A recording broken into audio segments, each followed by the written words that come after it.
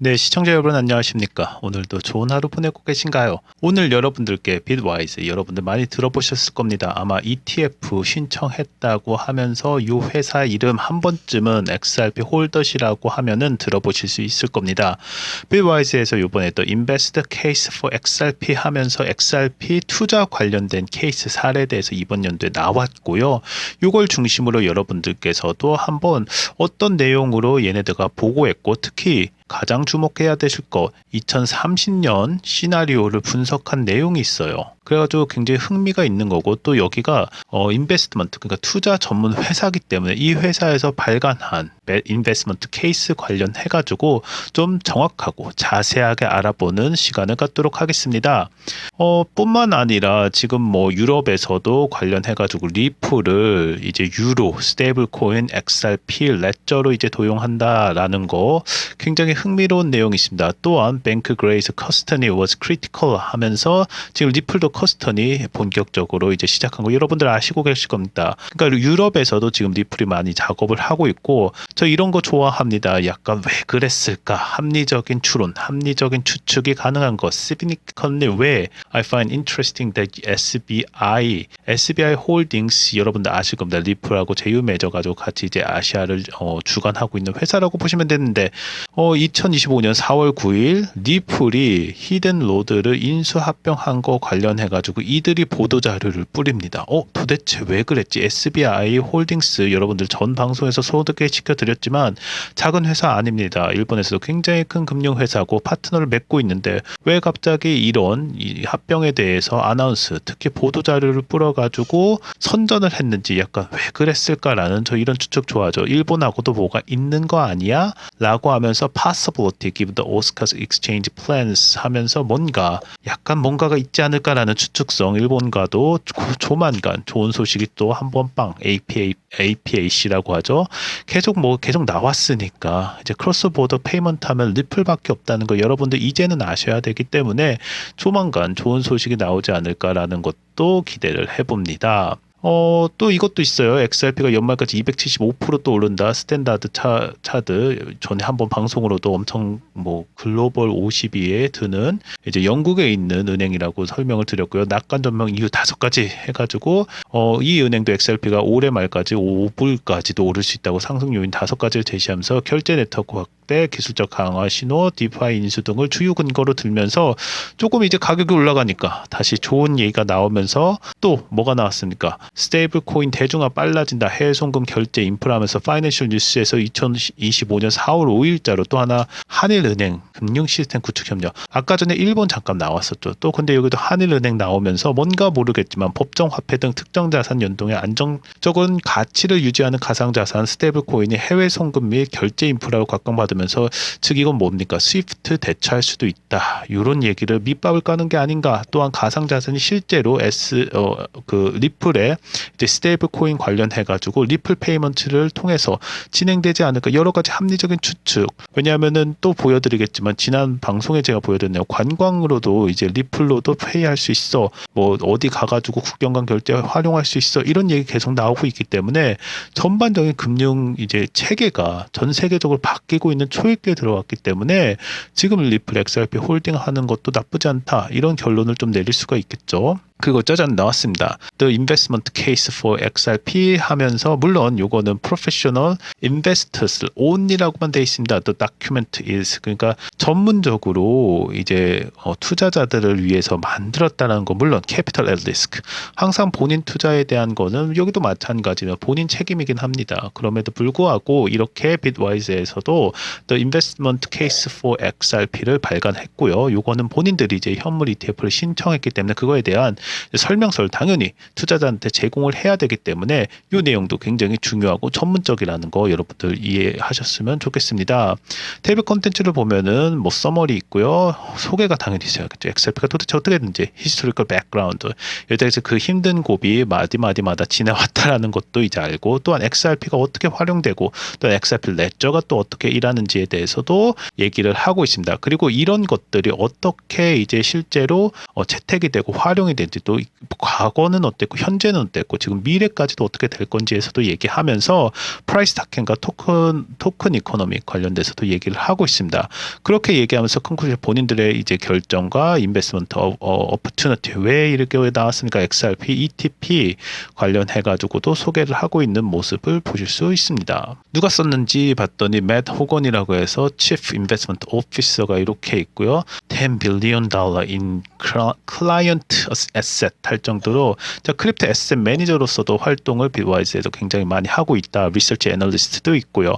관련돼서 두 분이 정말로 열심히 쓰고 그 다음에 분석한 결과를 여러분들께 설명을 해드리도록 하겠습니다. 일단 시작하기 전에 비트와이즈가 도대체 어떤 회사냐 잠깐만 보고 가죠. 비트와이즈 개요를 보시면은 설립은 2017년도 했고요. 운용 자산이 약 120억 달러 이상이고요. 하나로 약 17조 원. 그러니까 뭐 작은 회사는 아니에요. 운용 자산이 이렇게 17조 원이 된다는 건 작은 회사는 아니죠. 주요 서비스는 암호화폐 기반 상장 지수 상품 ETP를 제공하고요. 지수 펀드 및 액티브 전략 펀드를 운영합니다. 기관 패밀리 오피스, 재무 설계사 등 전문 투자자 대상 솔루션을 제공하고 있고 대표 상품은 비트와이즈 10 크립토 인덱스 펀드 진행하고 있습니다. 최상위 10개의 암호화폐에 분산 투자하는 거를 기조로 하고 각종 단일 자산 기반 ETF 이제 하고 있고 지금 XRP는 신청된 거로 보시면 되겠습니다. 비트코인하고 이러디움 지금 아마 나왔겠죠.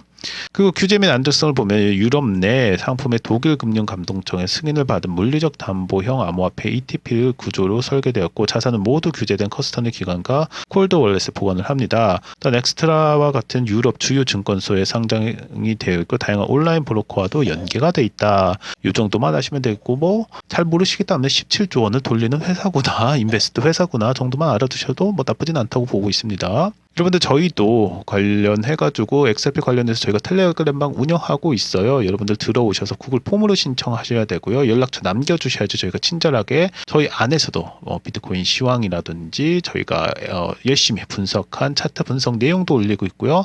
그 외에도 내가 내 거 어떻게 이제 투자할지 전략적인 투자 방법에서도 알려드리고 있습니다. 여기 보시면은 뭐 지금까지 뭐 최근에 나온 건데도요. 뭐 저점 지점에서 리테스크 그러니까 저희 나름대로 이제 분석한 것을 조금이라도 도움을 드리기 위해서 드리고 있고요. 한번 들어와서 보시면은 그렇게 나쁘지 않다. 여러분들께서도 충분히 아실 거라고 보고 있습니다. 자, 들어가겠습니다. Executive Summary 하면서 XRP가 도대체 무엇인지 보고서에 대한 개요서부터 설명을 드리겠습니다. XRP는 2012년 출신 대표적인 암호자산 화폐 이거는 알고 있습니다. 저희도 뭐 리뷰한다고 생각하면 되겠죠. 저비용, 고속거래, 이제 빠른 거래 지원하는 XRP 레저 기반 XRP 원장이라도 부릅니다. 기반 디지털 자산 여러분들 이제는 이거 거의 알고 있을 거라고 생각합니다. 그리고 리플은 XRP 및 XRP 레저 개발자로 초기 XRP 공급량은 80%를 보용하고 있는 생태계 확장을 활용 중에 있고요. 보고서는 XRP 기술적 구조, 실제 활용 사례, 토크노믹스, 성장 전망, 가격 평가 모델을 다루고 있으며 최근 규제 환경의 변화에 주요 전환점으로 지목하고 있습니다. XRP 기술 구조를 보시면은 합의 메커니즘 방식을 사용하고 있고요. 참여자는 금전적 보상을 받지 않고 평판 기반의 신뢰를 통해 네트워크를 유지하고 있습니다. 블록 확정 속도는 3에서 5초 정도, 처리 속도는 초당 1,500건 정도 되고요. 기술적 특징은 내장의 DEX 중앙 호가식 이렇게 NFT 발행도 하고 있고 자산화 토큰화도 기능도 있습니다. AML, KYC 여러분들 이제 인증하는 거, 송금 제한 등의 규제 친화 기능 내장 되어 있고 자동화 마켓 메이커 신원 인증 시스템 DID 이거 아실 겁니다. 연동형 사이드 체인 등 지속적인 업그레이드를 하고 있다. 즉 기술적인 면에서 이렇게 진행을 하고 있고 여기서 가장 중요한 것 중에 하나는 제가 볼 때는 가장 가져갈 수 있는 거 실제 활용 사례가 사실 투자자들한테 들어오겠고 당연히 기술적인 특징이 무엇이 있는지 NFT도 어떻게 발행을 하는지 또한 이들이 얘기하는 자산 토큰화가 정말 가능한지 메커니즘은 어떻게 설계되어 있는지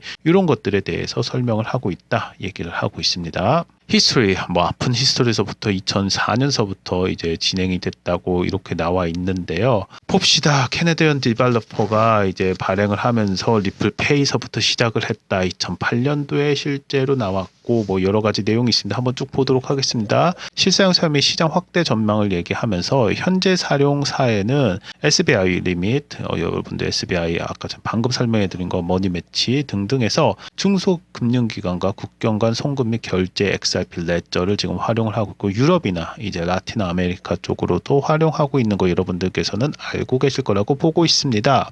또한 미래 성장, 실제 사용 비중은 아직 미미하나 데이터상 지속적으로 수요가 증가되고 있고 2024년 Q4 기준일로 활성 주소가 2배 상장했다. 그러니까 성장했다도 굉장히 중요하죠. 그러니까 계속 처음에는 일본 이렇게 좀 미미하게 하다가 지금 라틴 아메리카서부터 포르투갈 등등 유럽으로도 계속 나가고 있는 모습 보실 수 있고요. 미래 성장력을 봤을 때 2022년까지 기준 이제 과거입니다. 글로벌 국경 간의 결제 시장 규모가 150조 달러, 2027년까지 250조 예상하고 있고 자산 토큰화 요거 토크니제이션에서 기관용 디파이라든지 CBDC 연계 등 차세대 금융 인프라로 시장 진출 시도를 할 것으로 보고 있다. 규제 이슈와 해소도 보면 SEC 소송이 가장 큰 걸림돌인데 이제 해소가 됐죠. 2020년 XRP 증권성 여부를 두고 SEC와 소송이 됐고 2023년 1심에서 리플 측이 부분 승소하고 2차 항소는 진행 중이나 완화 분위기가 있다라는 거 지금 알고 있는 내용이고요. 트럼프 행정 이후 암호화폐의 우호적인 정책 변화로 규제 리스크가 감소했고 XRP 보유 전략적 준비 자산으로 채택하려는 움직임 또한 갖고 있다. 이 전략적 준비 자산 지금 보니까 50 밀리언 달러를 뭘로 XRP로 이제 낼 수도 있다. 과연 이런 게 가능할지 정말 미국은 대단한 것 같습니다. 그런 얘기가 있었고 요거 만약에 받으면은 스탁 파일로 이제 뭐 갖고 있기 때문에 준비 자산으로 채택해가지고 전략적으로 가지고 있겠다라는 거 이미 XRP에서 우리 벌금 이거로 내겠다. 서로 윈윈이 되는 거죠. 이거 트럼프 머리에서 나왔을 거라고 저는 보고 있습니다. 개인적이지만요. 그 토큰 누메스 및 가치 평가를 하면서 공급 구조도 총 발행량 1000억 이제 XRP 중에 약 570억 유통되고 있고 나머지 에스크로 잔금 되어 있고 리플이 또 보유를 하고 있습니다. 수요 유인 요소에서는 트랜잭션 수수료 소각 소액이지만 거래량 증가 시 유통량 감소에 기여를 하고 브릿지 통화로서의 활용을 하면서 다중통화 간의 중개 역할로 XRP 보유 수요가 기대가 된다. XRP 가치는 생태계 확장성에 달렸고 특히 대규모 결제, 자산 토큰화 등 기관 수요 확보 여부가 핵심이다라고 하면서 2030년 기존 시나리오 이렇게 작성하고 있습니다. 만약에 비관적일 경우에는 기간 책된 부족과 규제가 지속되면 마이너스 29까지 예상額 0.13까지 내려갈 수 있고요. 보통 규제 해소와 점진적인 채택 지금 이렇게 가고 있죠. 그럼 27% 해서 11%까지 간다 이렇게 보고 있고요. 낙관적으로 봤을 때 결제 토큰화 시장이 1%에서 2% 점유 저는 이거 가능하다 본다. 그러면 46% 29불까지 보고 있다고 하고 있습니다. 그렇게 큰지 아닌지는 뭐 개인적인 판단이고 여러분들께서 판단할 내용이지만 한 가지 확실한 건 딱 이거겠죠. 뭡니까? 지금 이렇게 뭐 이게 맞네 정례를 떠나서 빗와이즈라는 인베스트먼트에서 이렇게 전문적으로 나와서 투자를 권유하면서 인베스트먼트 그 투자 케이스를 직접적으로 XRP에 대한 이제 투자를 권유하는 프로페셔널한 인베스터들한테 권유하는 데까지 왔다 이렇게 보시면 되겠습니다. 물론 여기가 ETP 이제 신청이 이제 되면은 신청을 했으니까 이제 승인이 되면은 그거에 대한 약간 밑밥이라고 보실 수 있겠지만 자세한 내용 또 보시면은 아까 전에 잠깐 지나갔던 히스토리 내용 같은 것도 굉장히 자세하게 적어놨더라고요. 그래서 10여 페이지에 되는 여러 내용을 보고 있는데 관심 있으신 분은 다운 받으셔서 직접 보시는 것도 추천을 드립니다. 다시 한번 말씀드립니다. 저희도 텔레그램방 운영하고 있습니다. 4개 중에 하나만 선택하시면 되고 연락처 남겨주셔야지 저희가 친절하게 안내해드리고 있고요. XRP뿐만 아니라 요즘에 주둥이 요즘에 참 이슈가 많이 되고 있죠. 트럼프 관련된 이제 정책 관련된 것도 계속 올리고 있으니까 관심 있게 봐주시면 좋겠습니다. 코인 시장 두려워하지 마시기 바랍니다. 코인이 하락한다고 불안해하거나 투자에 대한 자신감이 이룰 필요 없습니다. 무한한 상승도 무한한 하락도 존재하지 않기 때문에 중요한 것은 현재 시장에서 왜 하락한지 전략적으로 분석하고 내 시드 내 머니를 더 그것보다 더 나은 전략을 세우는 것이 정말 중요하다고 보고 있습니다. 궁금한 사항은 항상 저희도 이제 교육 참가자 모집하고 있으니까요.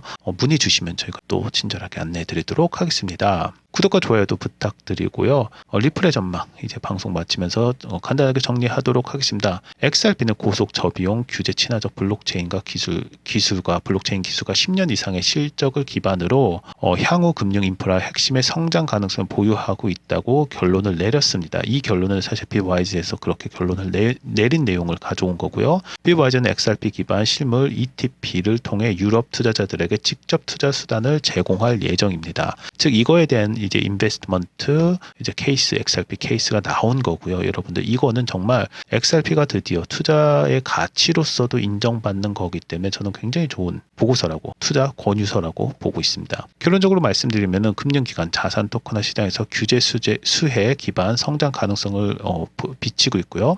XRP는 12년 벌써 됐네요. 12년이 됐어요. 12년간의 네트워크 안정성과 초저비용 고속 거래 기능과 내장형 AML, KYC 인증 관련해서 기능 등을 바탕으로 글로벌 결제 및 실물자산 토큰화 시장에서 경쟁 우위를 확보하고 있으며 특히 트럼프 행정부 출범 이후 규제 불확실성이 해소되면서 이제 기관 채택이 본격화될 것으로 예상됨에 따라 XRP는 차세대 금융 인프라 핵심 디지털 자산으로 자리매김할 가능성이 높다라고 결론을 질 수 있겠습니다. 앞으로도 그렇게 전망을 하고 있고요. 지금 계속 말씀드리지만 이제 XRP가 증권이 더 이상 아니고 선물로 되면서 CFTC에서도 파일럿 프로그램 한다고 하고 또 일본뿐만 아니라 뭐 유럽 그리고 뭐 아프리카까지 리플이 진출하려고 하는 모습들 보면은 정말 스위프트 뭐 대처한다 뭐 뻥이다 막 그러시는데 모르는 일이에요. 실제 이제 어떻게 보면 게리 겐슬러가 여태까지 괴롭혔던 하나의 수단이고 조 바이든에서 이렇게 했던 거 그리고 지금 이것은 뭐 넷피셜이지만 트럼프가 계속 관세 때리면서 지금